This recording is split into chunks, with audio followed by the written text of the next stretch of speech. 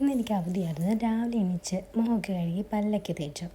എനിക്ക് ജോബുള്ള ദിവസം ഞാൻ രാവിലെ എണീക്കാറില്ല, പെട്ടെന്ന് ലേറ്റാവും മിക്കവാറും. പക്ഷേ ഇന്ന് രാവിലെ എണീച്ച് എല്ലാം രാവിലെ എണീച്ച് പുറത്തൊക്കെ ഒന്ന് നോക്കി. പിന്നെ ഞാൻ കുറച്ച് നേരം ചെടിക്ക് വെള്ളമൊക്കെ കൊടുത്തു.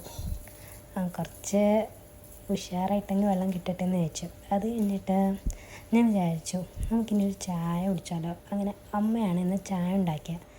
അപ്പോൾ ചായയും പാർലെ-ജി ബിസ്ക്കറ്റും, ഞാൻ ചേച്ചി ഇരുന്ന് പാർലെ-ജി ബിസ്ക്കറ്റും ചായയും. പിന്നെ കിടന്ന സ്ഥലമെല്ലാം ഒന്ന് വൃത്തിയാക്കി. അതായത് അകത്തത്തെ റൂം, പിന്നെ മമ്മിയും പപ്പ കിടക്കുന്ന റൂം, പിന്നെ നമുക്ക് പുറത്തെ സിറ്റിംഗ് ഏരിയ, അതെല്ലാം ഒന്ന് വൃത്തിയാക്കി. അപ്പോഴേക്കും പപ്പ പോകാൻ റെഡി ആയിട്ടിരിക്കുകയായിരുന്നു. പിന്നെ പുറത്തൊക്കെ ഒന്ന് അടിച്ച് വാരിയും പിന്നെ സോഫയൊക്കെ ഒന്ന് വൃത്തിയാക്കി വെച്ച്.